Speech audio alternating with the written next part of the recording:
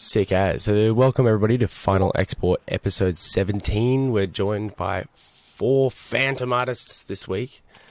Full Fantom. We've got PiBear, we've got Nedpeppermint, Funeral and Chaskai. Some people that I've been wanting to talk for a long time, and other people that I've only got introduced to from last Sunday at the Two Modes auction house. That was you, Pi, and your Neon Yokai work. Fuck yeah. Basically, guys, this is a weekly kind of podcast. Sometimes I took a break the last few weeks, but this is every week we kind of gather here. I record this, we get it onto YouTube, when we spend some juicy time going through and talking about some artists and their inspiration, what they do, how they do what they do, and why they do what they do, I guess. So without further ado, I guess we're just going to jump into it. Funeral, I think we'll maybe start with you, just because we were kind of just talking before. For those who don't know, Funeral is an illustrator. He works in Illustrator, Visual Studio, Procreate, and Logic. So he's a creator of many kinds. He is the creator of the Scullies project, as well as the Fantom Gallery. He's got a whole bunch of other shit coming on the way. Pop Scullies are minting at the moment. Space Legends is a project he's working on, mints on April 30th. And F Cancer on May 1st. We'll get Funeral to talk all about this stuff in a moment.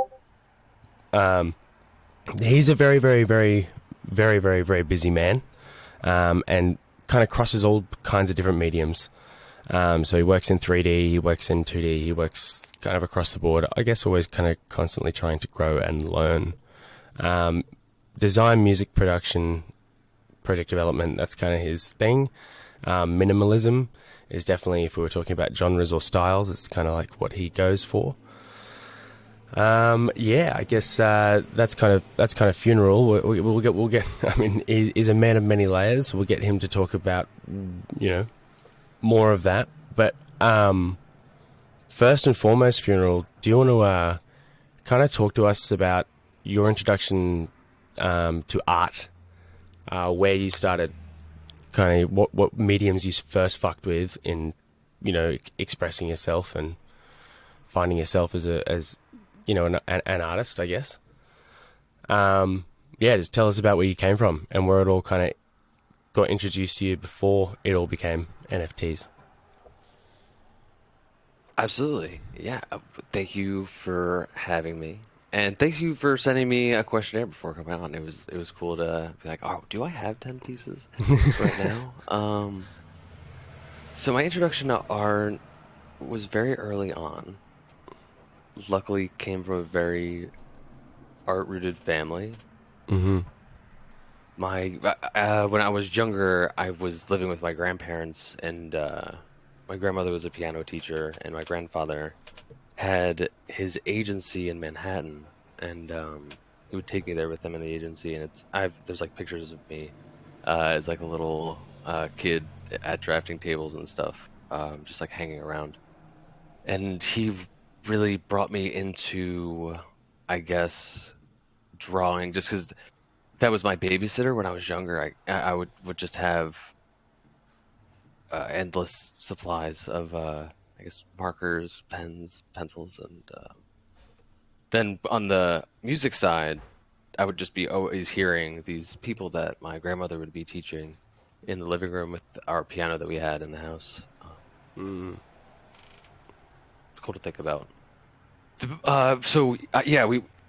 From there, I just always loved drawing. I was always the kid in the class who was never paying attention and was just drawing. Mm-hmm. And then I went to an art program after school when I was in middle school studying comic book illustration.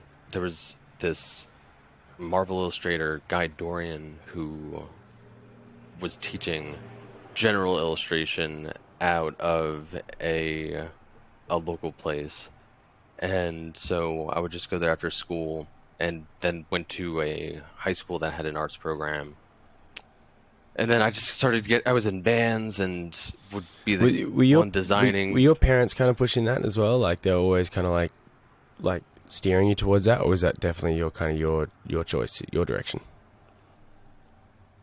Like, you know, hooking up with his tutor after school and you know, choosing those classes. In a way, I think it was an ode to.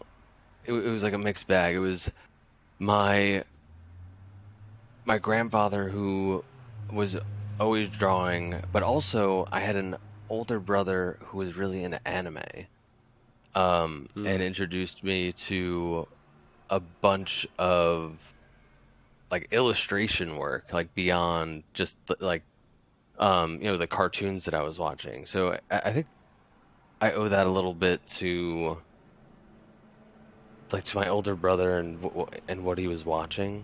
I really wanted to like get into that.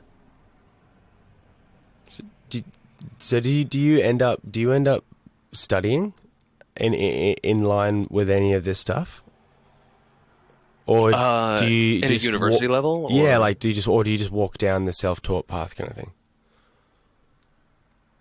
In the high school program I was in, we did everything from copperplate etchings to watercolor collage work, Sick. sculpting, charcoal, cell like animation cells. It was cool. It was like a 3-year long program that I was in, and towards the end it started getting more into, because when I was my senior year, this is when digital art was kind of turning to Photoshop, and it wasn't a thing where you needed to buy a CD to get a bunch of fonts. You could just have them on your Mac at that point. So as things started to get more accessible, on my way out of high school, it went from that fine arts to the curriculum introducing this scope of, hey, instead of looking at a still life, and like collecting these objects and us having to worry about knocking over someone's setup every time we're coming in and out of the class, what if we photoshopped, took some things that we had in class, photoshopped them together in an image to be our still life, and then we would create our own. We were creating our own still lifes, and then painting off of an image reference at that point.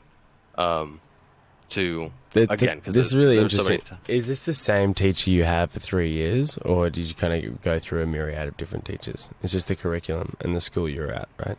There were 2 different art teachers within the program. So they had this kick-ass art program, basically. Well, one more time. Sorry, we glitched out a little bit. They just had like this epic kick-ass like art program that was obviously run by a lot of dedicated teachers. I always found art teachers are fucking like the coolest. This, it was cool. Our high school had a culinary arts program and a fine arts program. The fine arts program was like 25 or 30 kids or so, and it was kids from all grades sharing the same space. So you were kind of like in competition, or like not, there was no competition, but everyone was kind of working with the best in class in a way, and so there was a nice little push there. And there were 2 teachers, one who was more into the fine arts, and one who was more into the sculpting and the just like the hands-on sort of art, like the copper etchings and stuff like this. We made jewelry at one point, tapestries and stuff. And that was like one teacher's side, and then the other teacher was very much more of the the charcoals and the watercolors. It's fucking. It was nice. Yeah, it sounds like to me like this was obviously like a massively like formative part of like being able to be introduced to a whole bunch of mediums to gain a scope of like what's available to you.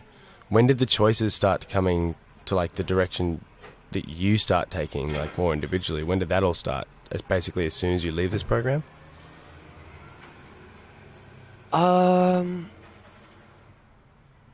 It all started, I think, with online forums, maybe. Okay. And so I in high school, well, even in middle school, actually, I was in my first band in middle school. We were recording to cassettes or whatever we could find, and just like putting stuff on, online for our friends to listen to on AIM or whatever we were communicating Mm-hmm. through at the time, and different people would hit me up to design a shirt for their band or to design their MySpace banner. And at the time, Mm-hmm. I wasn't even charging for this stuff. I was a kid, I was just like, oh, sure, definitely, your band's sick, I don't know, just send their band this thing, like a banner on MySpace, or something like this. And I think that led me to the digital realm of things. Mm-hmm. And then I went to school Yeah. for. It's quite a common. That's quite common in a lot of ways. I think from the artists that kind of find their way to the NFT scene, they've just kind of, in a lot of ways, just been doing a lot, doing favors or just fucking around with their friends. Absolutely, yeah. hmm I just played a show in the city with a friend that I've just known for a while. She needed a guitarist, and she was like, "Hey, I'm playing the show in the city. Like, you're close. Like, could you play?" And I was like, "Absolutely," And like that's like a good way to be. And I think like artists who have fun doing what they're doing are just open to that quick little, oh, that might be fun. Let me try that out. And I think the MySpace Spontaneity. era was a lot of that. Yeah, fully. So, what came like? Tell us about your introduction into the Fantom space, and tell us about your introduction into the crypto or NFT space in general. Like everything you've experienced in terms of like this budding artist, really, this person who's like you've always dabbled in the curiosity throughout this whole journey, and now there's this introduction into this space that happens. Can you talk about like that moment? Absolutely, yeah. The crypto thing for me, I brushed it off in 2011 into 2012 because um so in 2012 was, I think, the first time someone came to me, one of my friends, and was like, "Hey, you need to buy this thing, like Bitcoin." Um and it was $5 at the time, and I just moved to London, um and I had no money. Like I was just like, I'm not gonna be this is not at the time, obviously, young me, um just having moved to a different country, making sure I had enough money to survive, was not investing in Bitcoin. And then Mm. it really took until and then in college, like, again, I was around people, like, because I was going to school at the time, and there's a lot of smart people in computer programs saying like, "Oh, I'm mining this thing, and I'm doing this and that." And it wasn't really until 2017 that I started really taking it as an opportunity that I could relate to what I was doing. Because, like, sure, maybe if you understood finance back then, as soon as you heard this concept of Bitcoin, you were on board, because apparently all the financial institutions run on blockchains to some fundamental level. It's just not an immutable ledger that's open to the public. Every bank that's set up on a Hmm. cloud-based system to run their finances has a ledger. It just can be like it can be edited, and like, so to a degree, like, I guess my time came when it started being positioned to creatives. Hmm. And so, like, that's fast forward to 2017, and at that point, I'm running a creative agency, Uh-huh. where we're making websites, apps, brands for people, and we have an office space, and we're building stuff. And I hear this thing about digital assets and being able to own them, half my day is with people who don't understand the value of a digital asset. And so, I started dabbling with what I could. So I started buying Ethereum, and I started using this thing called Steemit, which Steemit was a social media platform where it was tokenized. It was a tokenized social media platform. Anyone could post anything they wanted. But they had to mint it to the page, right? So you would have to pay this token to mint it to the page, and based on how the community responded to what you posted, you would earn this token that you needed to. It was like this self-fulfilling thing. It was kind of like karma. It was like karma for Reddit, but as a token, essentially.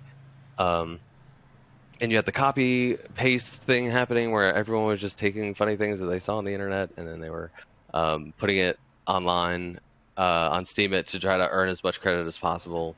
And it became a clusterfuck. And so I obviously lost interest really fast because it wasn't a place like it had the potential to be maybe deviant art or something of that nature, but it turned into quality wasn't at its core. There was no IP there. Like there was no like, oh, I made this. I'd like to share it. It's like, oh, this is Instagram. This is tokenized Instagram essentially with no control over the IP. And then from there, there was a company called Vatom that was, and they still exist. Vatom is still around, which is cool. Vatom does NFTs in terms of like events and passes, VIP passes, tickets for events. So they took a cool approach to NFTs off the bat that was inspiring to me. And I was watching from the sidelines for a really long time. There was some really cool stuff being built. I didn't have anything to offer the space. And then 2019 happened, and I was asked to become a mod for a DAO, for a Discord, essentially. My only job was to manage Twitter accounts and post in the Discord, monitor the Discord and stuff. And that happened to be on Fantom. And so I was flipping NFTs on Nifty Gateway and OpenSea and stuff like this. And then I got introduced to Fantom through this community that I was helping run as a community manager, and I saw obviously, we're here. Yeah, I saw what the contrast was between the two blockchains, and I saw what people valued about one blockchain and what people can do over here. And when the time was right, from 2017 to 2019, we were seeing people having their fun with GameFi, people launching things like the CryptoKitties and Zedrun and stuff like this, and then you saw like this amazing 3D art coming out, and I'm a dev, right? But like I wasn't sitting there thinking like, oh, I'm about to through watching all this happen, there was no point in which I thought like I could swing a bat in the stadium that these people were playing at. And so I was just working, learning, building, like what I knew how to do, doing my own thing as a producer, as a freelance creative. And then, and so then at a certain point, the shift in NFTs changed from being this, oh, hey, if you make digital art that's immersed, like the 3D digital art landscapes, immersive experiences, there's actually finally a way for you to make a living off of it. So these people that make immersive experiences for concerts, or because that's how people got his start. Before he got known for doing his everydays, he was doing Yeah. Zed's like backing visual graphics, Mm-hmm. and a lot of artists that are doing 3D graphics have to find really specific things like that to find a way to make a living off of what they love to do. Mm-hmm. And then NFTs coming along, and it's like, hey, by the way, if someone really loves that experience or what you've created, there's this thing called an NFT that can act as a receipt, and someone can actually buy that off of you. Mm-hmm. And you know, at that point, I was selling prints, and I was doing galleries, and I was doing freelance work. And at a certain point, when I was looking at what was happening on Zoo and what was happening in February and March, I started fucking around. I made the Mona pizzas, and I don't know if anyone here has heard about those, but the first thing I ever minted on the Ethereum blockchain was this play around generative collection that I made on Ethereum called the Mona pizzas. Where I took a bunch of images of pizza slices and cut up the Mona Lisa and just kind of threw it through a generator to see what the fuck would happen. And it became like a meme economy almost, and not necessarily an exchange of high quality digital art. And so No. then you have this transition to the PFP era, where everyone's kind of memeing together as a community. Post Doge, right? I think Doge would have been a lot more successful if Doge was a PFP project. I'll be completely fucking honest. But I think that the setup of Doge to the transition of people's everydays into this air of, hey, I could just make a joke online and you can invest in it if it means enough to you.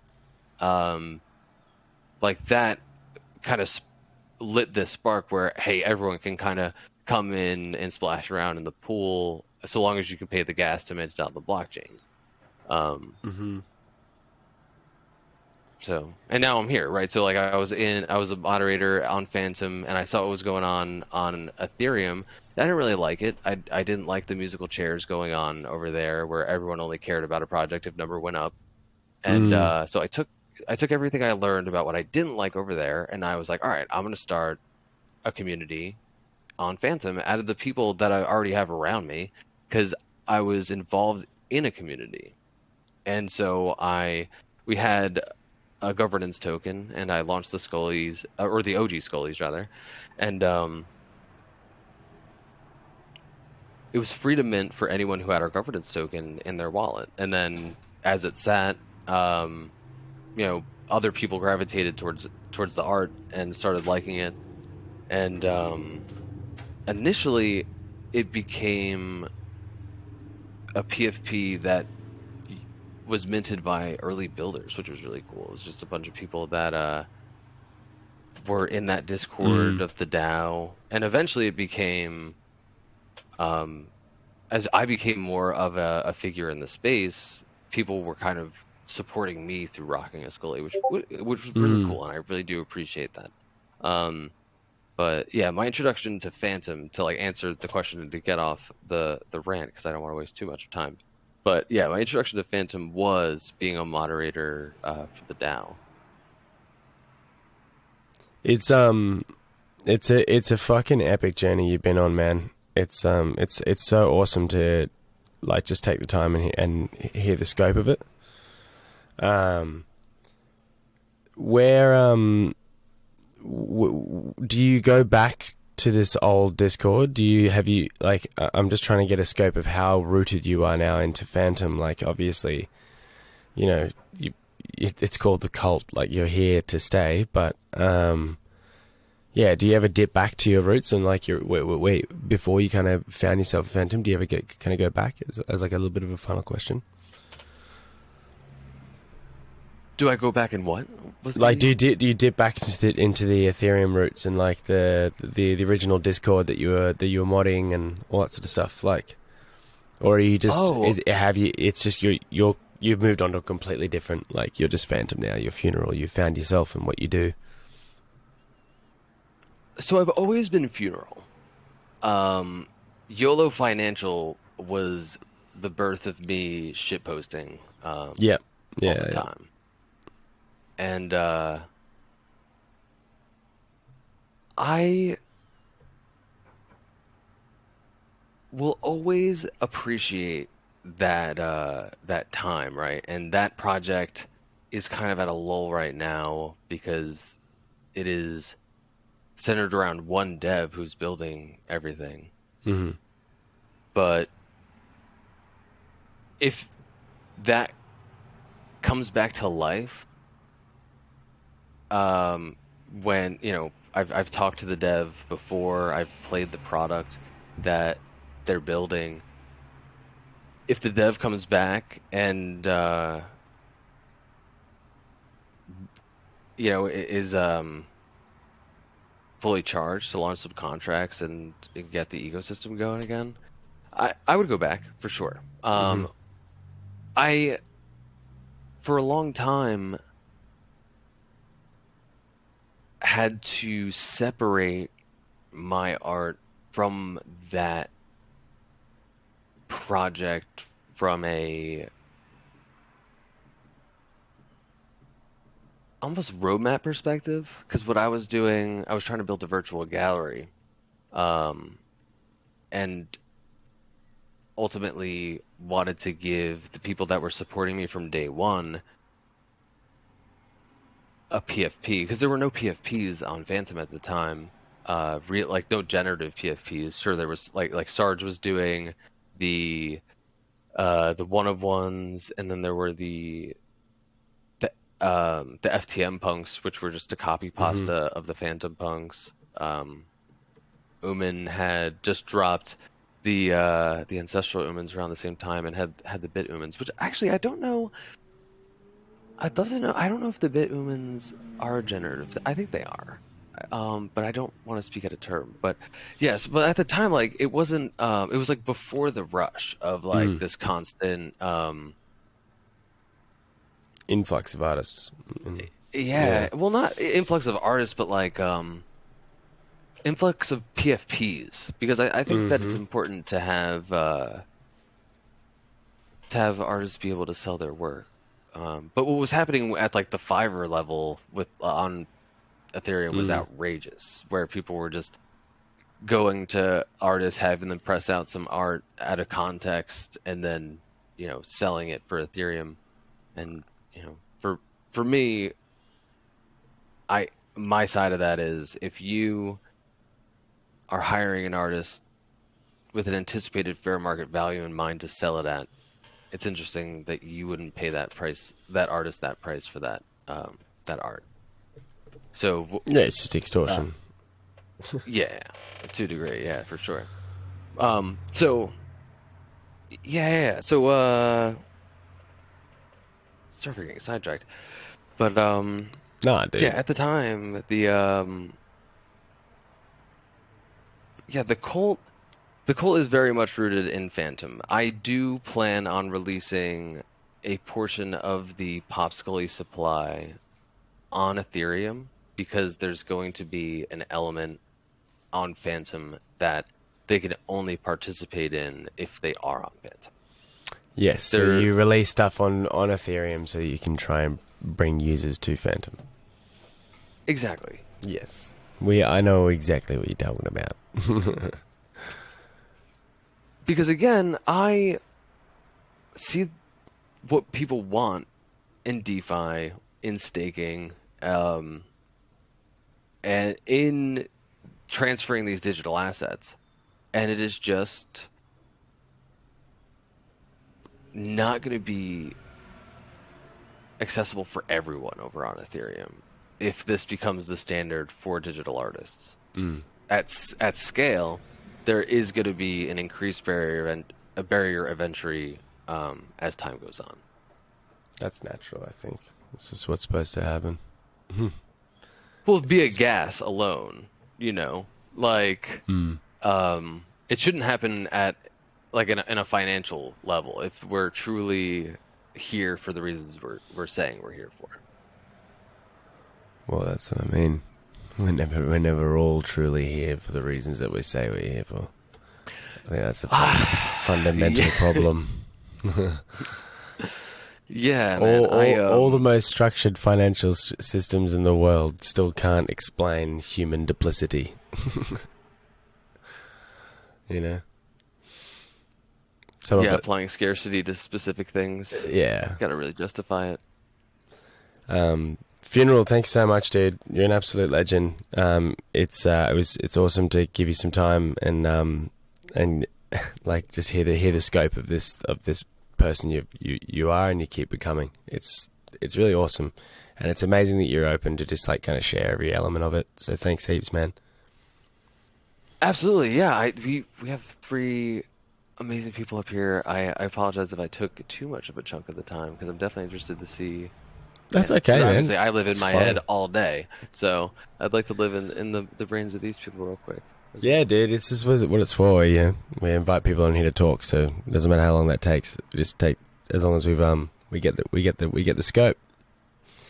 I think I'm gonna move on to PiBear. That's what I'm gonna do because I want to talk to this new artist, new face. How's it going, PiBear? How are you? Maybe still tuned in there. I'm going to get straight into your introduction.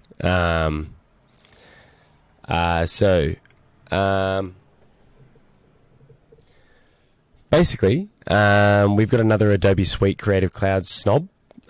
She started in GIMP, which is, I think, a free alternative. It's basically built the same way. She juggles between Photoshop, InDesign, Illustrator, and recently fucking with Animate as well, which is a great little program. She's most comfortable with an ink or pen marker. Doesn't shy away from acrylic paints, chalk. She likes getting messy, that kind of thing.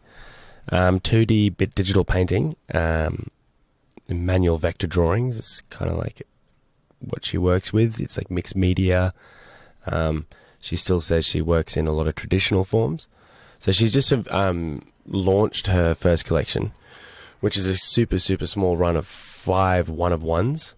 It's a collection called the Neon Yokai collection.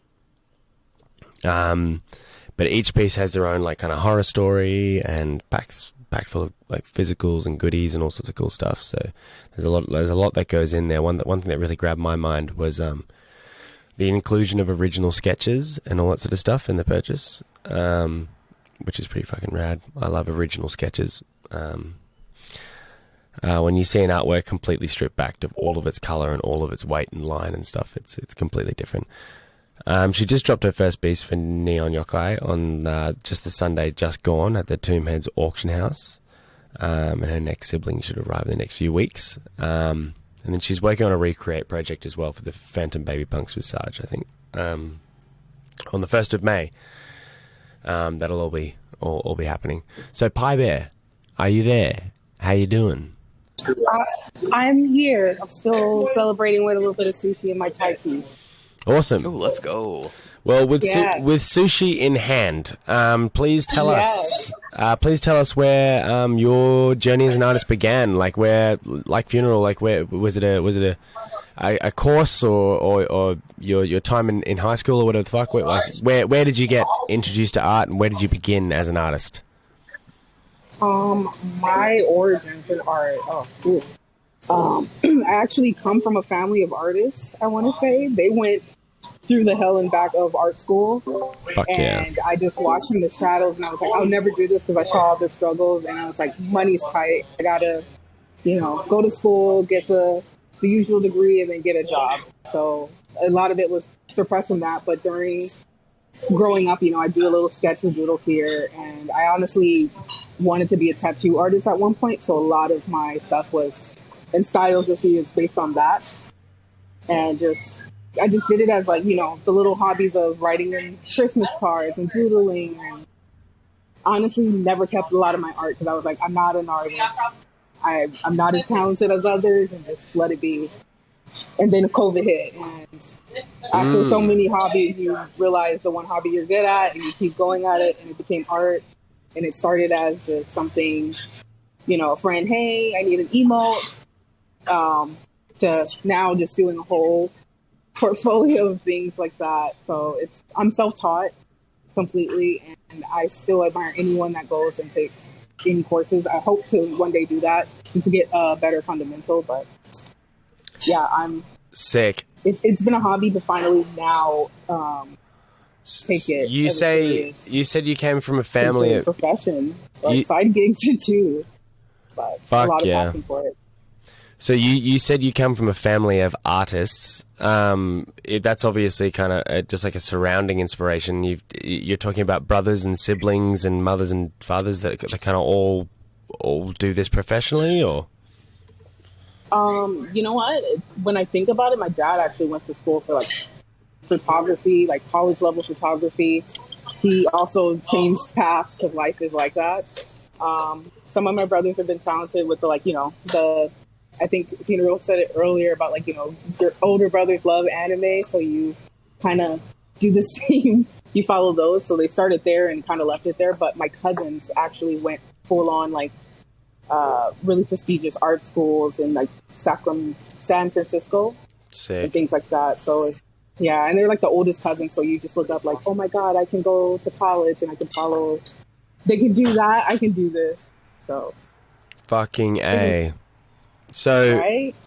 it's fucking cool. So like your kind of style, just does it come? Are you drawing a lot of what you're like seeing and what you're watching on TV and kind of pop culture, or is it kind of just a mix of everything that you're fucking with? You said it's doodling, and it's kind of more of a hobby. So I can imagine the advantage of that is just kind of just doing anything and everything, right?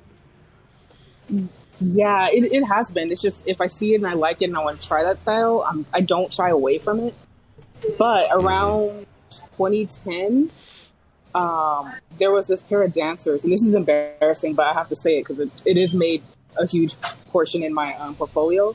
Les Twins, which are like, they were Beyonce's backup dancers at one point. I don't know if anyone knows them, but I was so like fangirly of them. I used to do that fan art.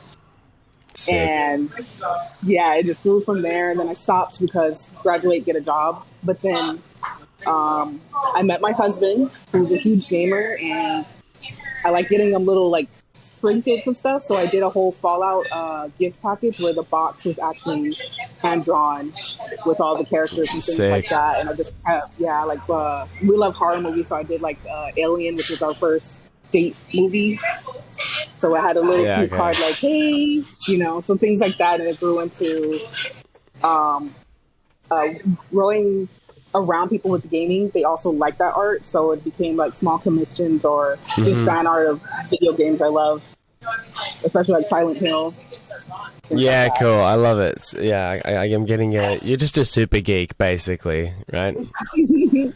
Yeah. And for now. Yeah, the recent stuff has been more what's in my head and what's like going on around. Before we talk about Yokai Moth, Neon Yokai, like, can we talk about where you found this, where you found Fantom, where you found the whole concept of, like, where your perspective changed, where like, I can sell these as NFTs. Where did that begin? So, honestly, I have to give all credit to my husband because I'm the whole like this. I don't understand it. Let me stay away from it. I did not do the typical. It's bad for the environment and NFTs don't bring blah blah blah. It's just more of I don't understand it, so I'll sit and watch in the background. And the more I watched him interact with the Discord and how friendly you guys are, the more I was like, all right, I'll try it. He's like, just try it. What's the worst that can happen? So it's grown from that, and just a lot of people supporting, saying, you know what. You give away art at this point. It's worth investing in yourself and your hobby and your loves. So that hopefully explains it. Sick. So this is just people around you, kind of spearheaded by your husband, who's obviously he's in this Fantom space or the crypto space, or was it? Is he in Fantom? Fantom. We are. I want to say we're a Fantom household. I hope I have that right. Otherwise, he's going to punish me later and be like, "That is not at all it." But it is. It seems like exclusive Fantom household. Okay, cool, excellent. Sick as. So now let's talk about Neon Yokai. I'm going to drop their just kind of image in the chat room here. But can you tell us about how this kind of fuses your love for horror and for pop culture, and like how this is kind of more you? Sorry, 1 second. Oh, there we go. Okay.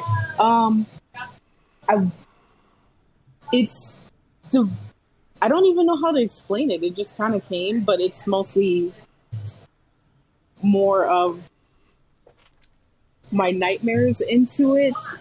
And I just love ghost stories and horrors. Like you said, I'm a super geek, so it comes from like the horror story stuff. So it's developed from that, and we're just like, you know what? These are like rooted into something because it's folklore, but I kind of wanted it a twist of what goes on in today, kind of like Black Mirror. Yeah, okay, sick. And so when you sat down with yourself, I'm like, okay, I'm going to create my own little series of NFTs to try this out. Is this the reason why you've only stuck with 5? I remember Tomb Heads' reaction. He was like, 5? What the fuck is what is that? He's like, it is the smallest collection I've ever heard of. It's insane. It's amazing. Are you going to? Is this just literally dipping your toes in, and then you're gonna like see where it goes? Yeah, it's exactly that, and it's the commitment to it, because I think it's enough to where I can execute something great right now and deliver it, and then see just that, like you said, dipping my toes in the water about it. And understanding more of it, because I am not the best at understanding all of Auction House and Fantom. And I'm sure Gavin Toonheads can tell you that without roasting me, hopefully. But it is just the start, and I hope to grow it from there, because I have so many ideas too that I want to try to share with the community. It's fucking awesome. And you've created this all in Photoshop, I'm assuming, yeah? So it's a mix. Okay. It's actually, I did the traditional style of draw it out, scan it in, load it up. I'm sorry if you hear the ladies in the back, they're celebrating me too with some sushi. But it started hand-drawn, scanned it in, actually used Illustrator to help with the vectoring, and then moved over to Photoshop to get that nice glow effect. So I jump around a lot in Adobe Suite, because that is just comfort for me. Sick. Well, it's fucking incredible. It caught my eye, and I guess the only thing I really want to talk about is like what each one gets and gifts you. Because I saw that if over a certain price comes with the physical and some sketches and shit like that. You're handing over all the lead sketches and the original sketches. That's it's pretty rad. Yeah, I'm so sorry. It's so loud, but yes, I wanted to make sure that the package that they get, again, it's me kind of giving closure to my art, because I really don't want to grow attached, because when you grow attached, you don't give up things. So I want someone to really appreciate and have that whole package. With it is a framed print. The original sketch would be now each, because it did hit the reserve price. And a mystery NFT that goes with it too, as a big thank you to the first buyer. So sick. Well, PiBear, thanks so much for your time. It means a lot to have emerging artists like yourself come on and just kind of shoot the shit and tell us who you are. Thank you. I guess we should all tune into Tomb Heads this Sunday. Is there another piece coming, or is it another week away or something like that? Probably in the upcoming weeks. I know things are a little all over the place for everyone, and cool. I have so many projects backed up now, which is so exciting, especially the Fantom Baby Punks. Yeah. No, that sounds awesome. And you're working with Sarge. You're working with Sarge with that? Yes, I am so glad I got to reach out to him and say I want to do this. I wish there was more pieces I could do, but the time limit. I need more time and more arms at this point, and a new tablet. But yeah, that's the next project I'm working on. It sounds awesome. He's probably one of the most accommodating people in the space. So, yeah, you'll enjoy that. Thanks so much for your time, PiBear. Thank you. Bloody And legend. cheers to you guys. Thai teas to all. Yeah, Until the yeah. next time. I mean, stick around if you want. Once we get through all the intros, we'll kind of continue the conversation. So up to you. Absolutely. Next up is Chaskai. What's up, my dude? How you doing? Yeah. How are you, brother? I'm good, man. That's Chilling. good. Nice, Eating dude. some fucking yogurt. Yeah, well done, yogurt. It's 7 a.m. So almost 8 a.m. in the morning, so yogurt sounds good for me. Everybody, this is Chaskai. Chaskai works in the Adobe suite. When I say the Adobe suite, he kind of jumps around like almost 5 or 6 different programs, from video editing, photo editing, image editing, all that sort of stuff. He is an advocate of drawing, dance, painting, and creating music videos and videos content in general. His latest kind of, I guess, form of expression that he's really kind of connected with is dance movement, sound, dance, and movement, and also how that can be kind of captured and edited and fucked with. And he's just kind of a bit obsessed with the kind of the body movement expressive side of life, which is fucking awesome. His art, he describes it as meditative art. And as I start dropping some of the images in the chat, you'll kind of understand exactly what he means. I'll also link a link to his collection, which you can browse as well. I've got a bunch of photos to drop in. But without further ado, Chaskai, what's going on, my dude? How you doing? Please tell us about your grandfather. We've been hanging out a little bit this week, Chaskai and I. So it's we got a little bit of a head start, I guess. But I'd love, you to talk about your grandfather and this inspiration that was kind of left, and the strangeness and sporadicness and weirdness as a child, and how that's kind of led you to where you are at the moment. Would love you to take the time to give people an idea of how weird and wacky you are, where you come from. Yeah. So, thank you. Cool to be here. I'm glad yeah, it's fun listening to artists. I always love it, man. I love listening to artist stories. And, For sure, man. And I was vibing with Funeral in Austin, so that was cool. Some live interaction too. But yeah, my grandpa and my coming up story, I guess. My grandpa. So we grew up in Stanwood, which was like a smaller town up in Washington. And my grandpa he built his own house on like 5 acres of land, and became a boat builder, and was a very free spirit, and had a rock band, and was just a very, very joyful old man, one of the most joyful and young spirited old men I've ever known, really. Just always full of energy somehow. And like, yeah, he was very quirky and weird and misunderstood in a lot of ways, but just had this like innate ability to create like goodness out of nothing almost, right? Which I always thought was really cool. But I didn't know him too much. I didn't get to know him too much when I was younger. But he was really, I mean, and then, yeah. And my dad kind of separated a little bit from him when he had me when he was young. So when my grandpa passed away, it was like really hard on him. And I kind of watched it through that lens, kind of seeing how it was for him. It was really interesting. And my dad went from like a tech job that was like stable and he was making decent money. And he just like quit all that and started building vans, because that's what my grandpa was, a builder. So wanted to take that up and get away from the corporate shit. And there was a I remember it was pretty intense, but I remember that that dialogue that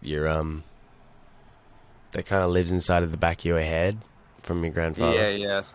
Yeah, so my dad told me like a few years later, he said one of the last things my grandpa was talking about on his deathbed was he said he was one of his biggest regrets was not getting to see what I would create or what I would do with my life. And I've always kept that right in the back of my head because part of me on like a spiritual level knows that he like this crazy motherfucker knew that I was gonna make some crazy shit. And when I make stuff and people are amazed or show me love, and I just think like I just kind of smile because thinking about that, I just yeah, it's definitely a rock in my foundation. Fucking amen. And you need to give us some sort of kind of perspective of where this style comes from, because it's like it. I think we briefly talked about like the doodling in college and all that sort of stuff, and like when did you realize like this, what was coming out of you and all sorts of stuff, the style that you're fucking with was purely kind of yours? So there was actually I didn't tell you about this in middle school because I was a very imaginative child, and I was convinced that I was born from the stars and my parents weren't my real parents and they were fucking aliens that were my real parents because I was born from the stars and I was this little crazy special kid. And I was told that I was special and I could do anything and I was smart from my youth. And that kind of like potential, it gives you a lot of power, but it's also kind of crippled me in the overthinking aspect of, and you come to the conclusion of like I don't really know if I can build this potential. But in middle school I wasn't really great at drawing, but I was very imaginative and had lots of ideas and stories in my mind. So I tried to draw, and but I was very self-conscious and I didn't want to share it.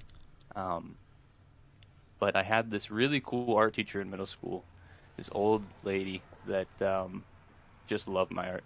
She just loved it so much, and like she would give us projects, and I thought they would be doing way better than me, and she would tell us to write 1 page a day, and I wrote like 5 or 6. I'd come back, I just filled my pages with shit, and she just thought it was so cool. She was just like, "This is amazing!" Like every time, and it just made me so happy to see that. And then, and I met her later in high school, and she asked me if I was still drawing every day, and I said no because I was doing music videos and other stuff, and she like actually like hit me with a ruler like on my knuckles like kind of hard, and she was like no, like you have to draw, like don't fuck around. And I was like, oh Jesus, all right, It's pretty rad. fuck.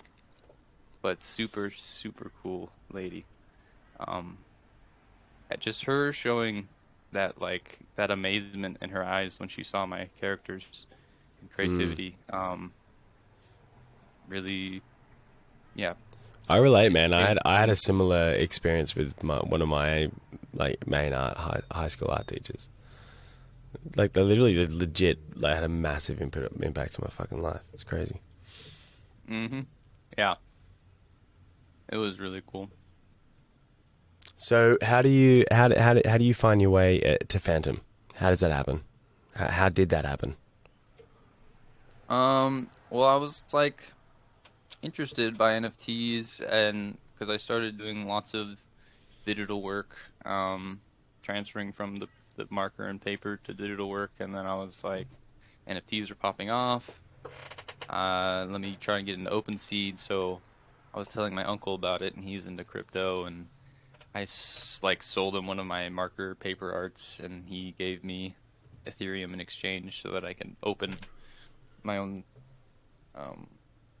page on OpenSea or whatever, and I got that going, but I never sold anything, and so I didn't get anywhere with that. But then just some guy that I used to play video games with on Discord was like, I sent him some art or something, and he was like, yo, you you in the NFT thing?" And I was like, "Yeah, I'm on OpenSea." And he's like, "Bro, OpenSea is like way too saturated. You need to come to Fantom." And I was like, "What the fuck are you talking about?" And he's like, "You'll kill this market because it's not there yet or something."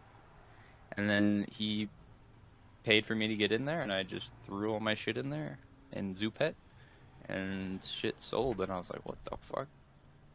Crazy." It's sick. You have to give us a time period. When did you said you uploaded to Zoo, so this is pre-paint swap days. Yes, definitely pre-paint swap. I would say like 7 months ago, maybe. Would have been more than that, I reckon. Maybe more. Like June, July last year. Something like that. Epic. It's insane. I guess I kind of want to talk more particularly about your actual style, dude. And like how you begin an artwork. It doesn't, for me, most artwork I can look at and I can at least figure out where I would begin. But can you, tell us where this begins, where each work kind of starts? Is there a definitive starting point? Do you start with eyes? Do you start left of the page? Like, how does, do you start with a scribble? How does one of these begin? I guess one of the best ways I've described is just like, it's interesting how you create like rules, right? Like you have this world and then you can kind of set boundaries for it. And I kind of like certain things in certain ways and kind of we'll build from there. But I think the basis is usually about life and evolution and having things be simple to complex and communicate between different life forms. And the life is big for me because that's usually like I just find this comfort in feeling almost surrounded. So I would describe myself as never really feeling alone in a lot of ways, and this is kind of a representation of that. Like it's just trying to create characters or life forms and what they're doing or what they're communicating. And they usually have goals or intentions, or sometimes not. But I don't know. Yeah. So there's almost a motif of kind of like out of something that just not from this world, essentially. Yeah, basically, or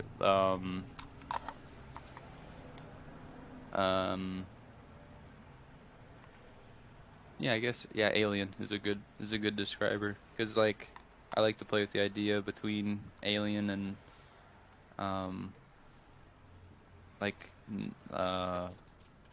not alien, right? Like the opposite of alien, which is very familiar. So we look at something and it's very alien, but it's also familiar because it's rooted in our human nature, right? Is alien in a lot of ways. Yeah, like these, I don't know, shapes and colors and fucking lines are just something very something strangely tribal about it, I reckon, in some weird way as well. Like, you strive for outer worldliness, but in a way you kind of also tap into, earliest kind of root forms of art in terms of human art. It's really fucking cool.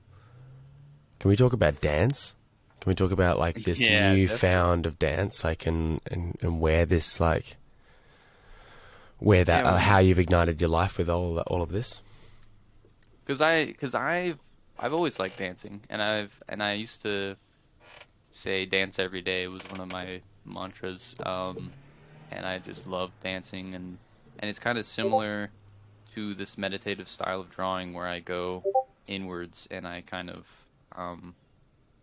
just lose myself, I guess, and get really into the art and embody the art, and then embody kind of more, I'd say embody the journey of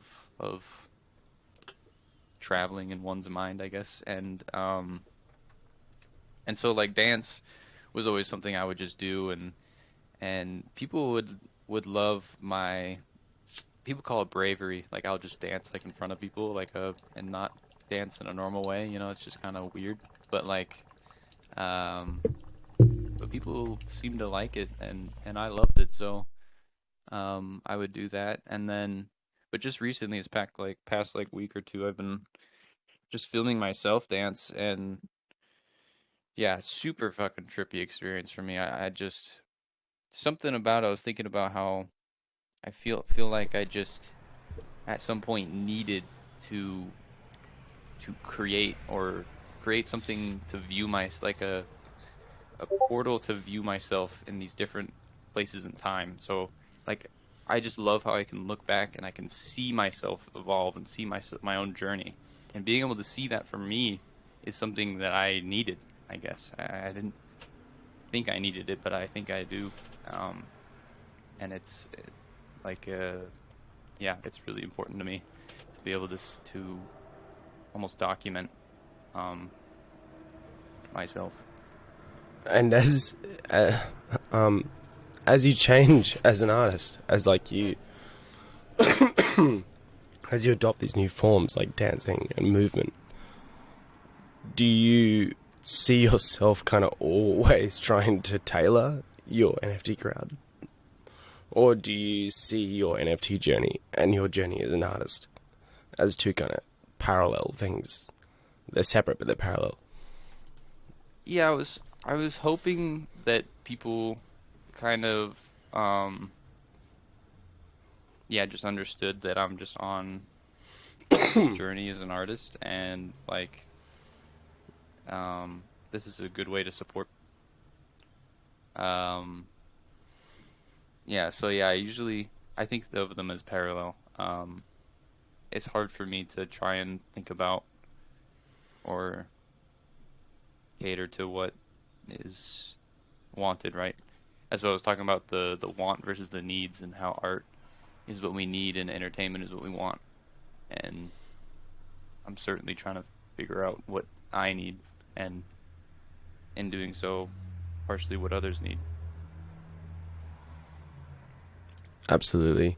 I'm just trying to rack my brain as to how, like, you know, the NFT, like Funeral kind of mentioned before, is like the idea that 3D creators can now get a receipt for, and you know, the things that they create that are otherwise really hard to apply, now just have like a receipt to it, you know. I'm trying to figure out whether it's acceptable to, like, you know, if you choose as an artist to express yourself in any kind of form, whether that be dance or a JPEG, like whether it's acceptable to like just move towards commoditizing that, you know what I mean? And like that everything having a receipt. Do you think everything can have a receipt or should? I thought about doing the dance videos as NFTs because yeah, I mean, I'm still holding, like, it's still my art because I'm the creator, and it's yeah, I don't know, yeah, I think it's cool. I think it's its place in the digital world. Like, the whole idea is that we have this new digital realm that's like almost infinite, and so you can just start placing things in there and building it, and it'll stay. So I think that the idea of it being long lasting is cool. So yeah, I would say I could see myself making pretty much my whole journey receipts or monetized or whatever, or just made into digital assets that I think be purchased. I think it's like a fucking interesting conversation, man. I think it's almost an important conversation. Just like how, you know, investment in artists. I know it hasn't been lost, but it's definitely been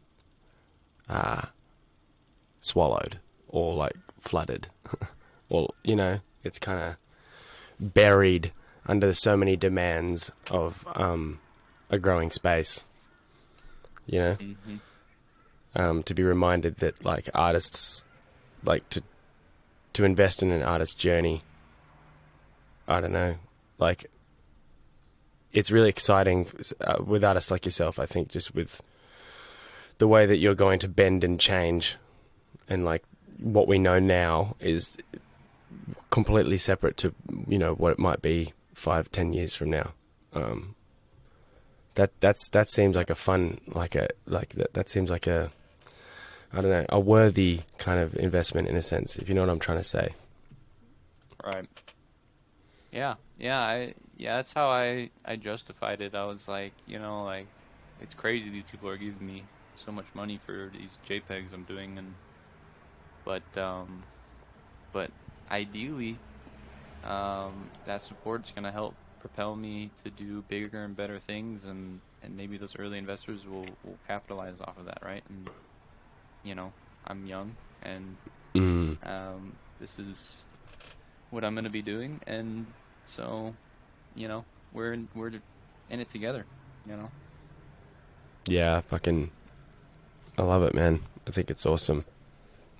I think it's really rad. I've been thinking about, I've been going through a lot of shit in life at the moment, and like thinking about the importance of the people you get to choose in your life. You get to choose, it's kind of awesome in that way. You get to choose the people that you keep.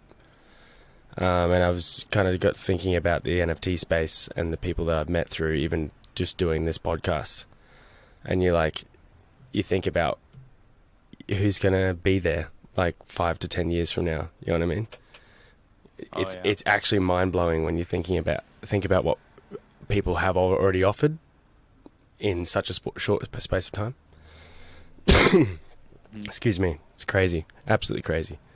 Thanks, Chaskai. You're an absolute legend, man. That was beautifully insightful. Thank you. Thanks for your time, dude. It means a lot. We're going to move on to our final artist, Fantom artist, Nedpeppermint. Thank you for being so incredibly patient, man. You're an absolute legend, dude. Thank you for being here. So Nedpeppermint, he works in Procreate on the iPad. He has experience in Illustrator, but I believe the entire work is prepared in Procreate. His mediums are drawing and painting. Ink, I think, is kind of, I guess, where you began. We'd like to hear a lot more about this. Digital abstract cartoon characterization is kind of the digital style that Ned fucks with. I'll drop a bunch of his images in the chat. His projects are Fatbirds 2, the Fatbirds universe basically. It's all from Ned's crazy mind, and he has another project as well called Ned's Heads, which some of you might have got a peek at the Sunday Tomb Heads auction house. So Fatbirds 2 is currently minting on Dark Matter DeFi. So we can I'll chuck some links and stuff in the chat. But Ned, mate, tell us about this, the drawing and the inking and the painting, and when you finally got an iPad, and then when you finally started delving into this realm of digital art, man. Tell us your introduction and your story, man. We'd love to hear it.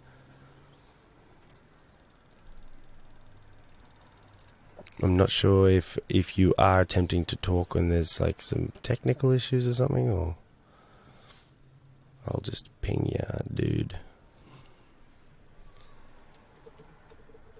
Yo, you good?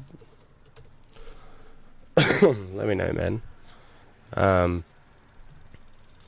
But yeah, I guess I can just stop dropping some images in the chat. Oh, what do you mean my audio's a bit off? Is it quiet or something? Or let me know. Or is it like robotic? Or There were a couple times in which it was robotic. Like Right. I remember having to ask you to repeat a couple things. Oh, it's really interesting because on my side, it's like yummy, crispy. Yummy. Yeah, it's perfect on my side. So that's I think that's Discord rugging me. Not sure where Ned is. I just pinged him a message. He might hit me back in a sec. I think we're having some real good in-depth long chats, you know, and it's maybe a different time for people around the world lying in bed trying to stay awake, potentially. Okay, no, Ned's here. He hit me back with a message. It's all G. We'll wait for Ned to reappear. How's my audio? Is it better now? Yeah, definitely. No, there that was doesn't. like a clicking before. Now it's good. Yeah. That was like the most unconvincing yes. It was so Because good. you hadn't been talking for a long time, it's hard to judge. Once the audio goes through for a bit, then I'll be a better judge of if anything was fixed. Yeah, okay. That's fair. That's fair. It doesn't sound Hear like me you're. now? Yeah, Ned, what's up, brother? How you Thank doing? fuck, man. Every time I try to talk, it's sounding all good, and then I get pushed out. It's Discord, dude. Yeah. Yeah, it's I had to do, it's turned into a I did my different. own mint party for Fat Boy Birds too, and that was a complete shambles. Oh, was it? Yeah, I was like, I was talking for like an hour, and I realised that I was talking to myself, and I was just in the audience.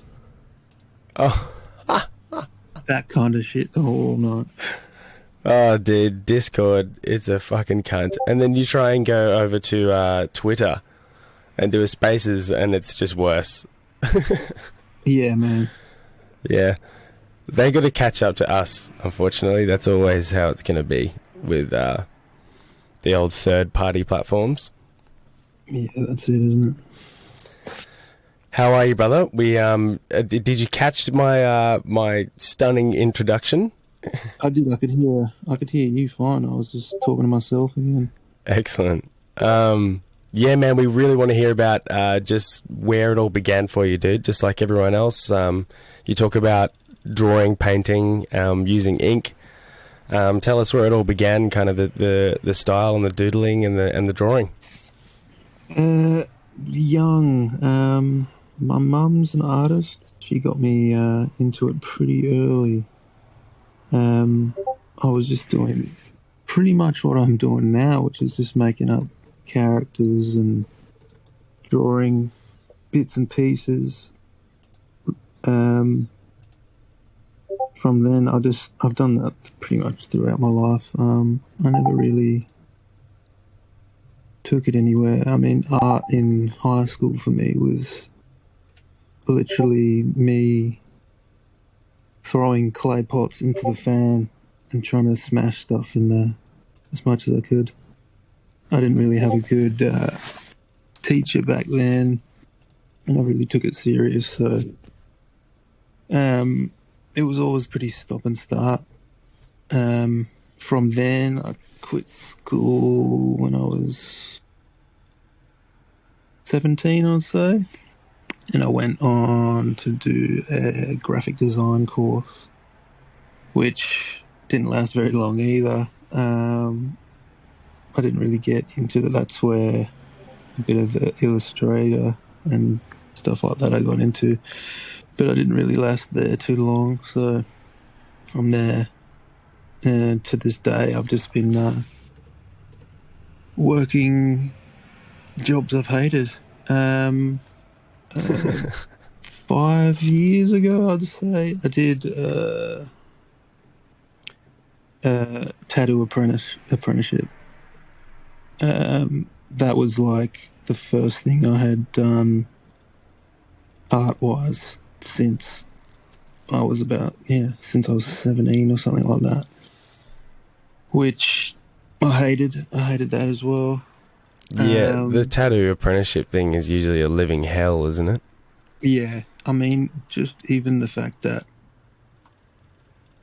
you get in there because you think you like drawing and whatever, and it's not something I ever wanted to do anyway. So you gotta deal with that whole environment anyway, which is, grown men in leather vests trying to act tough, and you never get money. You don't get paid, obviously, for your apprenticeship, but just that environment in general was pretty weird. So I didn't last there too long either.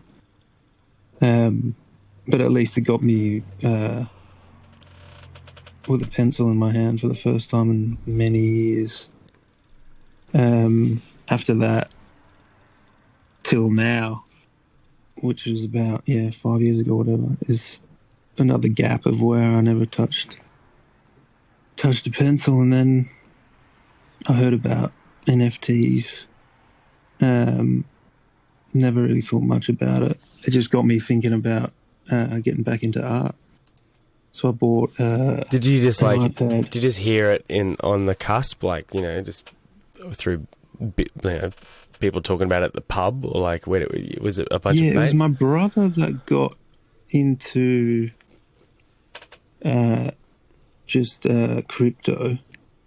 So then I bought some Ethereum and thought I was going to get rich.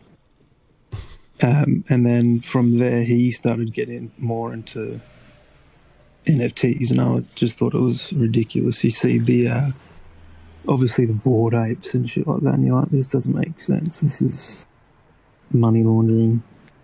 And then you start looking at other things like that. He actually had his wife now's girlfriend was dating FTM Dead. Oh, who yeah. does the Gimpies, and he was telling me that he had made some money doing this. I still didn't get it, so I just kept looking into it and stuff like that. And then I kind of put it away again, didn't bother. I just kept scribbling. I didn't really do much with it again. I ended up injuring my knee pretty bad, and I had to get surgery. So I was bedridden and bored, so I had my iPad that I just bought and a computer, and I just made a funny looking fat bird, and I Sick. you do your hash lips, fucking dap, and you do your little Minton website. And I just wanted to do it to see if I could actually do it, and I was obviously bored and I couldn't move. I didn't think I'd even sell one. I did 1,000 on my own without knowing anything about it. And I had Twitter. I had no one on Twitter. I was just adding people that had anything to do with NFTs on it. And I ended up adding True Voodoo out of just luck. And he was asking for people to for their stuff to give away or something. And I just sent him a picture of one of mine, not knowing what the fuck I was doing. And then that same day, him and Tinfoil gave me a video call, which I wasn't amped on answering, because it was all a little nuts and scary, but obviously I'm glad I did. And they talked about releasing some of my stuff, which is pure luck. He liked something that I had sent him, and then we got talking, and I ended up releasing my first generative with them, which I sold out very quick. That was the awesome time where everything would sell out. It's dead now, but back then, sold out pretty quick. And then that's the first time I've pretty much sold anything I've made, except from family, friends, and stuff like that. So and you basically got plunged and thrown into it, essentially. And you Yeah, weren't, and you 'cause- weren't expecting anything of it as well, right? No, Good. not a thing. I think- I think I'd asked FTM Dead, like, what do I do? Like, how can you do anything? Like, I just wanted to see, and he had shown me, like, just sent me, like, send something to Tomb Heads, and I had, and I didn't get a response. But and then that happened, so I kind of went like the other way. Like, usually you do your one of ones, and then you start thinking about doing a generative. So yeah, it was a bit. I relate. Yeah. I relate. I've done the exact same thing. Yeah. Yeah. So now that you're deep, and you're in it, what's the, like, how has it been for you basically as a, like, creator in terms of, like, your imagination and, like, what you've, like, because you've obviously done this bird because you're hospital ridden, you're bedridden, you've done it to dip your toes in, it's worked. How has that kind of, like, put you as a creator now? Like how are you thinking? Like, are you, has it created this, new expanse of fucking new ideas? Like, what's Oh yeah. where's it left completely. you? I mean, you start even just getting noticed. I mean, it's not really about getting any money for it. I mean, I'm just happy to. Now that I've done that, I've got the Ned's heads on the side, which is just me putting, like, what I like and what I want to create that day or whatever up, and see if anyone wants to buy it, which is the best part, I think. I mean, when you've got the fat birds and you've got the holders, you feel obviously obliged to, give them their money's worth. So you're kind of stressed with that. It's more like getting number 2 out, and then it's not selling now, and then it's like, oh shit. But yeah, I mean, everything that's happened's awesome. So yeah, I'm really happy with just being able to make art and seeing if people like it. It's fucking awesomely humble, man. I love that you just kind of have thrown yourself in with zero expectations and now just kind of, like, riding the wave as it comes. Yeah, I mean, I just thought the whole concept was nuts to me. And then when you get into it, you're like, why are people buying this? And then now I'm buying everyone else's, and I'm obsessed with other people's shit. And I haven't sold anything I've bought, and I've bought fair amounts. Yeah. So yeah, I've started loving NFTs, not just because I'm getting money for it, but because I kind of get it now. It's just it's collecting intellectual property, right? And collecting and sharing. Yeah, and it's that same fucking feeling of, like, when you were a kid and you had Pokemon cards or, like, football stickers. It's that same kind of rush, I think. Yeah, I think you're exactly spot on. So you get that, and you get, like, obviously the awesome art that you see, which is just getting better and better. Yeah, it's fucking amazing. Let's talk quickly about kind of the jump from the birds to the heads, and I'm talking purely in style. So you've got, I love it because for me, I feel like it's a growth, like, just like you with the, using the program, just like generally from, what, like you said, drawing over 1,000 birds, being able to materialize all that into kind of a new collection. Is that kind of what this is? Can you talk a bit about what you've learned in terms of your process and your approach to the actual art itself? Yeah, well, as releasing the first fat bird till now, just using Procreate in general, I mean, you're obviously going to get better. So I'm just learning literally a new thing everything I release now. And then you start hating that you've already done, because you're like, oh, I could have done that, But it's all good, like the old stuff. But yeah, and and there's not really a set style in the Ned's heads. Like, they're all quite different. The last three have been quite similar. So yeah, even just like releasing collections is like a learning curve. Like, I would have liked to kept it all kind of the same style, but you know, I started it and I'll finish it, and I'll make more. So all good. Yeah, it's like kind of like a band, to be honest. I see collections as albums. Yeah, you I look start hating your old shit. Oh, yeah, I definitely. There's like from my band in particular, I listen back to our old shit and I'm like, this is fucking dog shit. Like, but I can it's even better.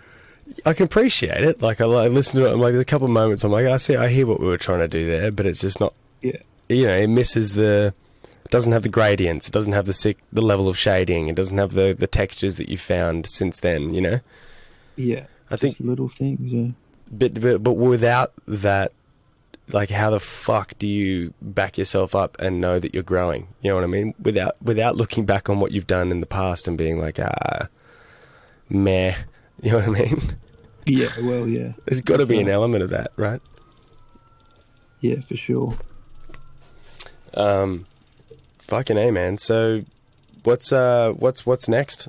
I know the heads are basically the collection that you're kind of just focusing on getting out, and what's the kind of release strategy of that? Are they just one of ones that you're just going to pump through auction houses, or what's the deal there?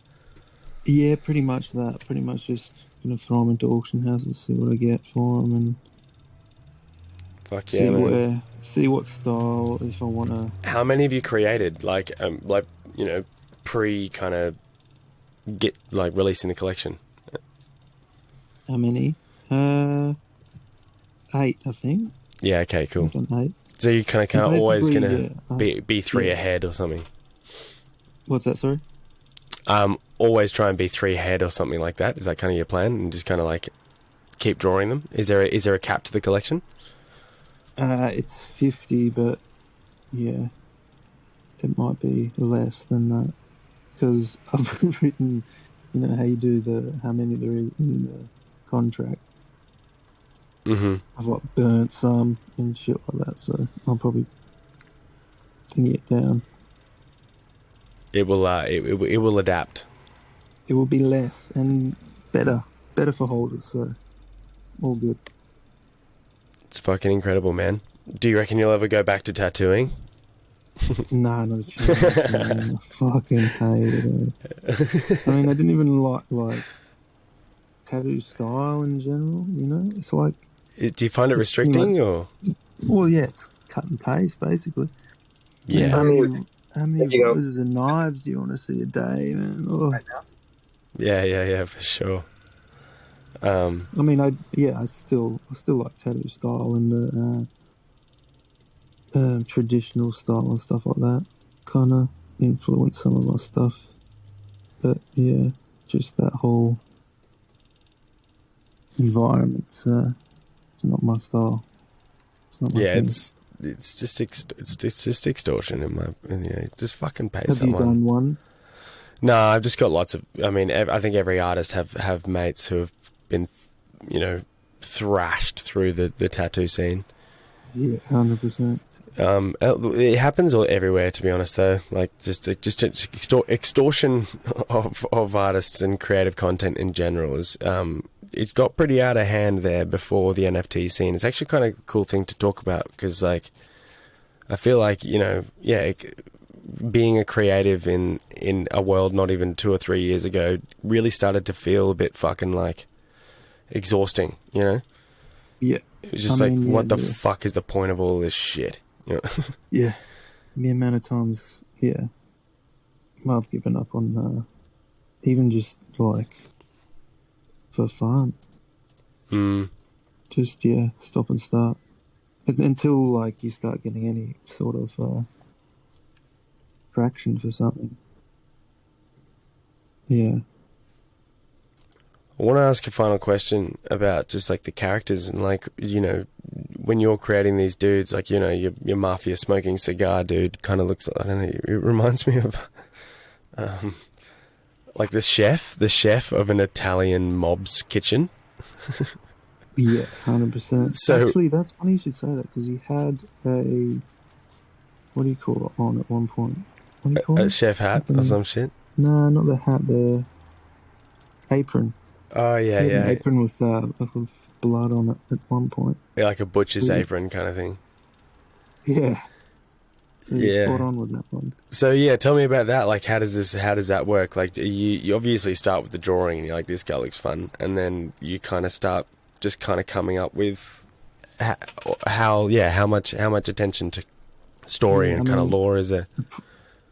Yeah, my process is just like a shambles. Like, I'll never start from the same place as I did the last one. Mm-hmm. I'll just, normally you have like a bit of a way to go about it, but I'm a bit loosey-goosey with that. I think I just started with the nose for him. But yeah, he looks like a bit of a soprano type character, which is where I got the name from, actually. There's a character called Junior. He looks a bit like him. Mm.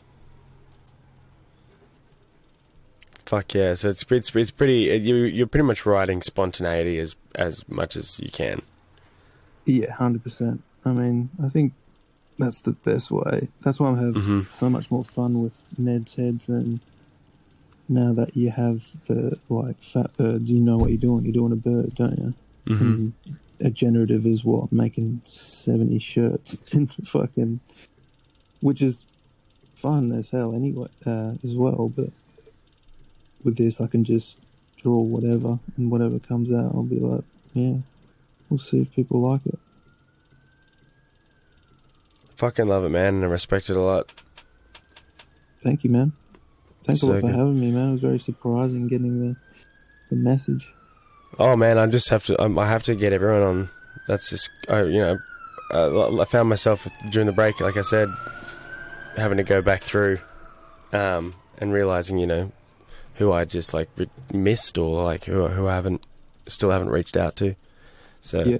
that's why I think the next few episodes are going to be quite Fantom, because there's a lot of artists that I've been around for a while now, and I just still haven't had the opportunity to talk to. So Yeah, man, Thanks. Cool as. thanks for yourself, man, and thanks everyone else also for joining us. What an Thank you, epic man. episode. Usually I have a couple of topics that we talk about at the end, but I just kind of want to maybe just leave it to one. And just anyone feel free to kind of just chime in and talk, and we can kind of keep a discussion rolling. But I want the best words of advice, or maybe not even advice, just like things to remind yourself as an artist, and other things you think artists should be reminded of in a 3.5 month bear market of crypto in general. What it's, I think it's an intense question, but I think it's an important question. Yeah. What's everyone's opinions on that? Mine is just keep creating, but yeah. Yeah, I'd say the same thing. I mean, as long as you're getting your stuff out there, I mean, it shouldn't really matter, should it? If it's for the money. I think it has its positives, bear markets, because it does expose people. Yeah, right? that's the thing. It's exposes kind of like their true intention, I guess, or what they're here for, or what keeps them here, Chaskai, funeral, PiBear, any opinions on this? It's tough. It's tough, Yeah, It's I tough. know. I like It's it. where I don't want to give advice because I know it's tough, and that's just the reality. It's just hard. Like, I don't really. What about your own experience? Right now, man, I try and block out the noise basically and set my priorities. And right now, my next thing is I just want to make a buck ton of clothes, because I just think it's cool, and I can share it, and it's a real thing I can touch, and So yeah, I just fixate on my next goals usually, and so that's one of them right now. And I'm just excited for warm weather coming and travel and stuff in the future. Like having something to look forward to in the future is essential for your happiness now, right? So yeah, I guess my advice is to find that thing that you're looking forward to in the future. Yeah, I love it. And maybe don't directly tie that to NFTs in any way. Find anything. Yeah, I mean, yeah, NFTs are like I've always viewed it as not super stable, right? I mean, it's just like I have very little control over what's happening. Well, with it's NFTs and it's so their field. early, you know. It's so early. It's like popping a baby out and expecting it to just like break dance, you know. Yeah, and it's I mean, yeah, like it's completely out of my control. It's only going to give me anxiety or pull me down if I'm going to try and control it because it's just not possible. You know, I can't force anything upon it really. Tis So, what it will yeah. be. Yeah, yeah. Buy this, do this. You know. Yeah, that's with like my audience and people who follow me. I don't know how. I wonder how they view me and my experience and their experience in following me, but because yeah, I don't know, maybe I'm pretty disconnected from that. I don't know. I wonder. Not your place, I reckon. Yeah, that's There's no way. There's no way to know. Yeah, all I can do is wonder. Uh-huh. PiBear funeral. Anything to add on that? Yeah, actually, you're probably going to be your worst critic, but you're always going to have supporters. So just sometimes you have to wing it, jump off a cliff, try it. Even if you think you suck at it, there's someone that supports that you know what you're doing and take the venture. The leap of Cue in faith. cue in the Fortune favors the brave commercial with, what is it, Matt Damon or so, with the hands. Mm-hmm. So he's there. He's doing something. Sucking at something is a beautiful thing, you know. That's where like I feel like when you're naturally really good at something and you kind of just get into the space and you don't really try, those are the people that don't make it to the next level. They don't get very far because it's about not being good at something and then forcing yourself to take that really hard first step and then forcing yourself to take the infinite more steps and practice and practice and practice and practice until you become really good at that thing, right? Absolutely. Yeah. So it's a beautiful thing to be bad at something, and we need to be more comfortable with that, I think, as people. It's like the only way to be good at something is to be bad at something. You know what I mean? You got to start somewhere. Yeah, that's what I'm trying to say. I think also too, like that community, building that community makes a big difference. For me, it did mentally, because that was a nice just Sunday afterwards. I've been on like a high of just happiness of, wow, I know it's my little small thing, but it's success in my head that I did something and accomplished it. So, I don't know. Small wins. It's fucking the best. Yeah, cherish them. It's a long road. That's what I like. There's no like the pace is something I've actually had to like. I got a bit carried away when I entered this space, to be honest. I just like threw myself so incredibly deeply into it all. And then like one thing I've just kind of learned in retrospect is just like, dude, just take your time. Like just chill. It's all good. Like, you know, there is no rush, and don't be rushed. Just like focus on quality. Yeah, commit to 5 pieces only. Yeah, I love it. So good. Well, guys, thank you so fucking much. This has been incredible. Great chat. Good, awesome chat to celebrate after coming back after a couple of weeks off. So I appreciate all your time. Thank you so much. You, man. Thank you.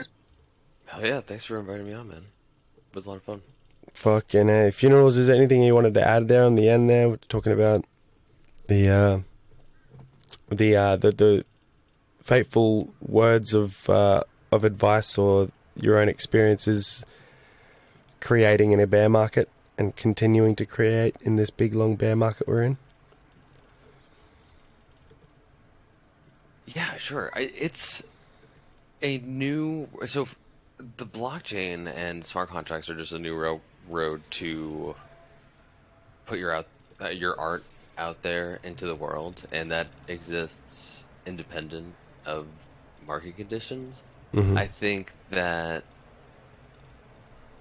buyers who like your work will always be supporting you, and if you are using NFTs to build a community, this is the time that you'll find people who will stick around. Mm-hmm. If we are to look at the condition of the bear market itself, we can look back at this past couple of runs and seasons, and we can learn from it, which is good. So definitely analyze what you did during this past cycle, and think about what you can do in the space to maybe influence it in your own way, and take what people are doing and maybe get inspired by it. And the people that are here are the pillars, right? The show leaves town sometimes, and that really sucks. Mm-hmm. So connect with the people that are here, go to the auction houses that are around, and meet the other people that are here for the long term. And don't feel like you need to press out shit all the time. You could just be here and exist. Yeah, and chill. Yeah, I think the pace is something that the whole space will inevitably learn. Like, it's so fucking fast and intense. But I feel like, I don't know about you guys, but I've already kind of felt a definite, just pull back on the pace of the space in general. I don't know if you've noticed that as well. But, like, it's not as... I mean, that could just be a byproduct of, like, the bear market in general as well. But, I think everything with a little bit more patience, there's nothing bad that can come from that. Only more quality, I feel. I would agree. Fucking A, guys. Yeah, things have definitely slowed down. But yeah, hell yeah.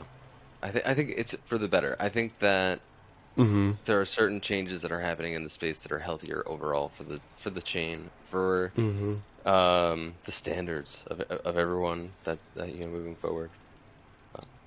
Yeah, I completely agree.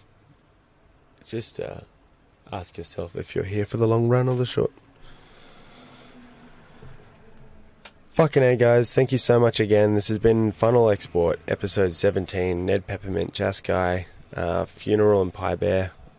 We've seen some incredible art, heard about some incredible stories, some people who have been here since basically Fantom's NFT inception, and others who have only been here just recently. So thanks everyone. Thanks those for tuning in. K-Rain Gimmicks, Champion Boy, Tasiko, of course, Cloud87. Cheers, legends. Thanks, mate. No worries, man. Honestly, thanks everyone for the time. If there's anything else anyone wants to say, or like any mid dates or any kind of important stuff that you want to kind of flesh out or dump now, please feel free. Go buy a Fatbird 2. Yeah. So Fatbird 2's they're minting right now, guys. So Ned, can you throw a link in the chat room for everybody? Yeah, I will do. Thanks, dude. You're a fucking lord. You are. PiBear, funeral, Chaskai, anything else you want to say? I'll do a quick little show. Please. Sure. So I am working on a couple projects right now. One that I'd like to plug is F Cancer, which is a mint I'm doing in partnership with Leukemia and Lymphoma Society and King Financial Management. We're doing a mint, and 100% of the proceeds are being matched by the Giving Block and donated through them to LLS. Sick. The leader of King Financial Management won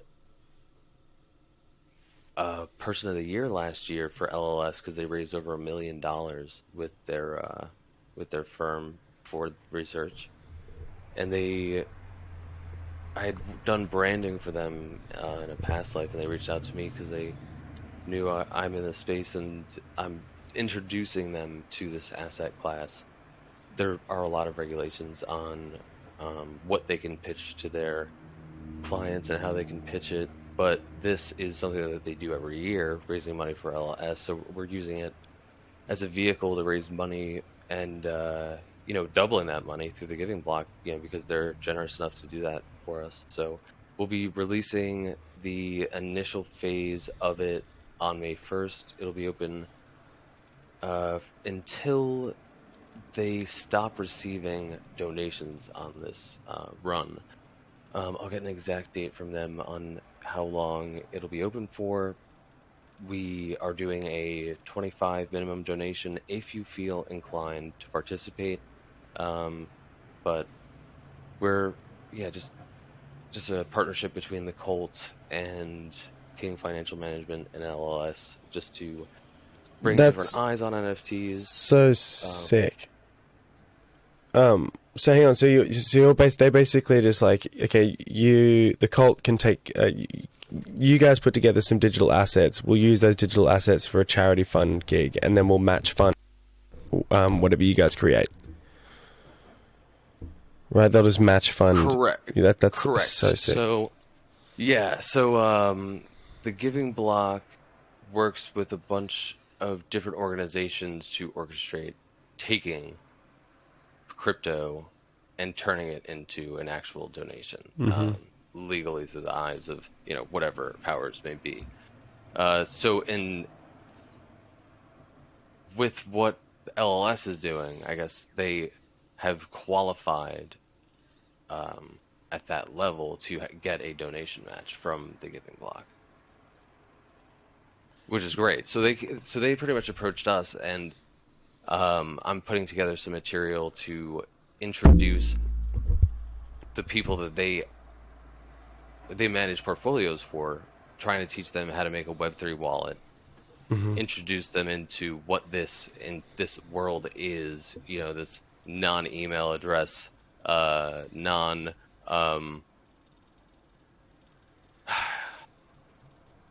decentralized rather, not non-centralized, but yeah. So I'm putting together materials for them to introduce them to this asset class, so they can better educate themselves on it, because they can't wrap these assets into investment bundles in what they're doing, but we can teach them about what this is if they're interested in. So we sent out some feelers out there to see who within their firm would be interested in donating this year through NFTs. And I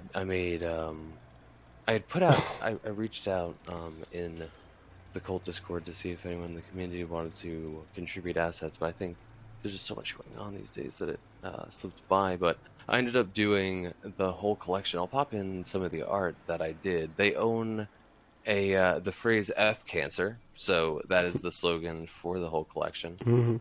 But yeah, we got a full thing themed on their assets, their logo. So these are the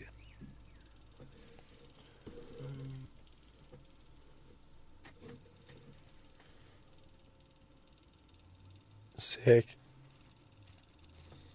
Yeah, little cute guys like this, because they're raising money for blood cancer research, and their logo is the blood drop. So I wanted to go in this direction with it. I think it's cute. It's not going to have a supply cap. These are really just to give them something in exchange for their donation. Yeah. It's like a, yeah. Yeah, I love it. And I think that's a really powerful use case for the NFT as a vehicle for organizing fundraisers and philanthropies. And we were initially they wanted to do it on Ethereum. They have some clients that are exposed to the NFT market on Ethereum, and for us, it didn't make sense to have all these people spend X amount of money on gas when they could just donate that to LLS. So Yeah. I think this is going to be good for. This is a multi-dimensional partnership and move that we're doing here, so I'm interested to see how we can express this thing that is blockchain to people who are investing in assets, and are being very attentive to what they're buying and exposing themselves to. So, Well, I think as well, like just as an anonymous donation mechanism, I think they'd just be fucking super interested. Like there's a lot of benefits that they can, just as a structure of their company, or a non-for-profit in that sense. Like there's a lot. I think anyone in that donation industry is going to be interested in NFTs because, just like you said, there's just a way of giving you a ticket and a tick and something to show for your donation, which has not really been a part of charity for very long. right, you might get a T-shirt for going on for doing this walk or that. Even a photo of the person, the child you're sponsoring. There was nothing. I don't know. There's just like it still felt weird. Like, what I'm saying is like if you bought one of these blood drops and you know that one of those blood drops is a unique blood drop in a collection, you have a token that is a part of at least a masses. Like when someone gives you a card of, this is your child that you're sponsoring, it's like the whole thing is like solitude. You don't know how many other people have cards. That's what you know what I'm trying to say. So like, right, yeah. With this little blood drop, that the iconography of that, you can look at as a collection online, and you can see that I am one blood drop. I am a part of a movement here. Like the element of the charitable actual effort is seen in a collection, because if there's 10,000 that's sold in a second, and all of that money went straight to a charity. You're looking at you've got your little slice of what is it's a movement. You've contributed towards medicine. You've contributed towards science. You've contributed towards health. What I would love to happen is for people that maybe they've benefited from this money that we've raised, right? Because last year alone, they said they raised $1 million, right? So they're affecting people's lives. Now this year, we're giving them a ledger of addresses of the people that donated to something that may have helped them.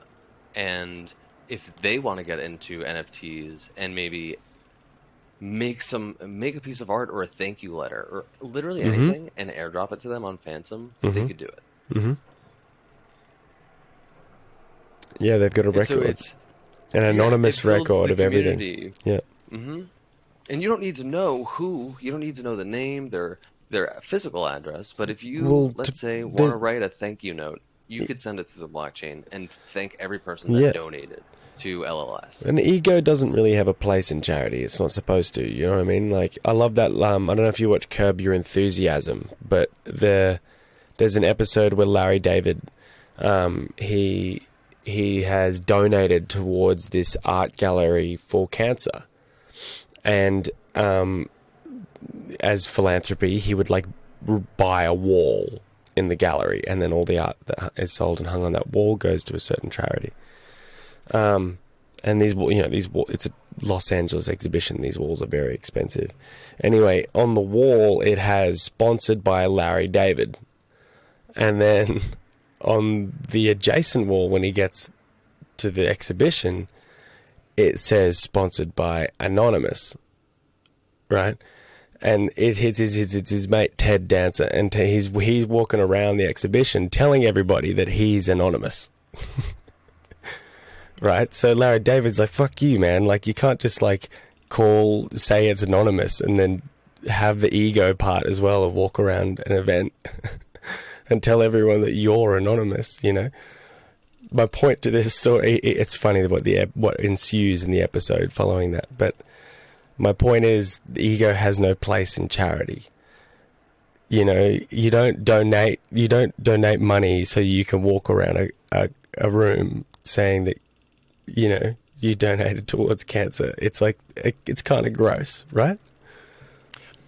Right. Yeah. For sure. Like, if you've done something great, you know, like, be proud of, like, the fact that you put, I don't know, 30% of your entire life savings towards space research. That's fun. But, or medical research, or, you know, research of the mind, or whatever the fuck. But let people praise you for it. Don't, you know, don't wear it as a badge.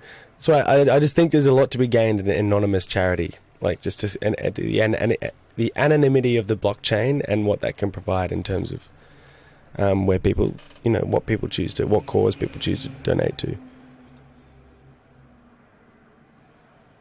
You're making me think of, like, interesting concepts right now, right? Because, like, if someone donates to LLS and then uses one of these blood drops as their profile picture, in a way, it is as if they are showing that they've contributed. It is. It definitely is. Yeah. So it is kind of like putting the name on the wall. Yeah. In the sense that you're speaking. Yeah, but that's kind of what I mean about the aspect of a collection. Like, and let's talk about the aesthetics here, right? Like, every single blood drop, you're using laws of iconography, you're using laws of composure, you're using laws of color, like everything. Like, you know, aesthetics. You're using aesthetics to create a coherent collection, right? That person's not changing their profile. And I'm not trying to take away the full element of ego here. There is definitely a little bit of an element of an ego, obviously, because you're proud of what you've done. But, like, it's not putting the picture of, you know, the boy that you've sponsored or the flamingo that you've saved. Like, you know, and even, I don't know, it's like, you're putting... You as the creator, the collection creator, you've applied laws to make it an aesthetic collection and make everything coherent. So that they're taking a tiny little fractionalized piece of an otherwise largely understood aesthetic of, you know, of everything that they share. So when someone's like using the blood drop as a token of their, like, of this gesture this donation that they've made, I feel like it's a little less egoic than attaching their name and their identity to you know, to it, in a sense. Like, they're more just flaunting their fractionalized part of an otherwise bigger movement.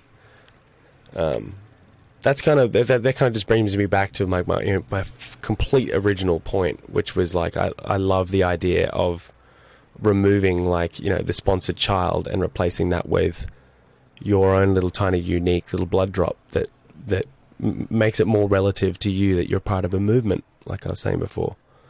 you know, of an actual bigger cause, you know. Because charity it's massively impactful, but it's impactful in numbers. It's like, it's quantifiable, you know. When shitloads of people get by, like the fucking bushfires in Australia, dude. When the music industry and entertainment industry donated more than the airline industry and the finance industry combined. Like, because the artists got together and just like put on massive fucking shows, and 100% of proceeds went to, like, you know, and I don't know, to on the ground kind of, I don't know. It was pretty rad. It was like this whole little thing that there was a bit of a ego attached to that. Everyone was like, "Yeah, let's save the bushfires. We're musos." But it worked, and it was like pretty fucking rad to see that. Just when musicians and artists kind of gather together in times of crisis, they actually can do some fucking impactful shit. It's really awesome. Again, just people in numbers. Anyway, went a bit of a rant there, didn't I? Eh? No, this is good.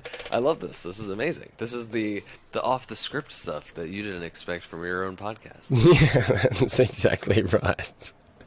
But on that beautiful note, I just watched the ticker hit 2 hours, and that's fucking unacceptable. So I think it's time we maybe call it a day.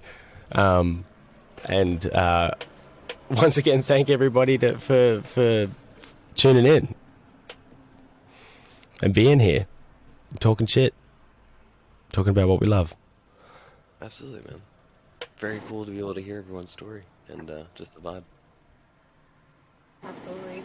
I am down for another podcast. Please do invite again. Yep, we'll be doing that.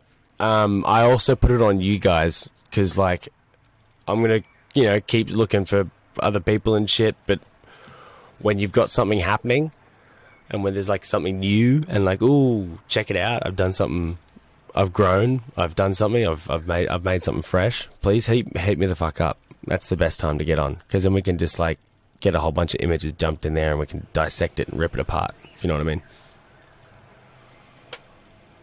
Hell yeah. Yeah. Love it. So don't be a stranger. Sweet as Ned, PiBear, Funeral, and of course Chaskai. I had to drop off. I had to dip off just a little bit before. Thank you so much for your time. Thanks for everything you do. Keep being fucking incredible humans. And we shall talk soon. Until the next episode, sir. Fucking A. Alright guys, much love. Thanks everyone for tuning in. It's been Final Export episode 17. Cheers as. See you next week. Ciao.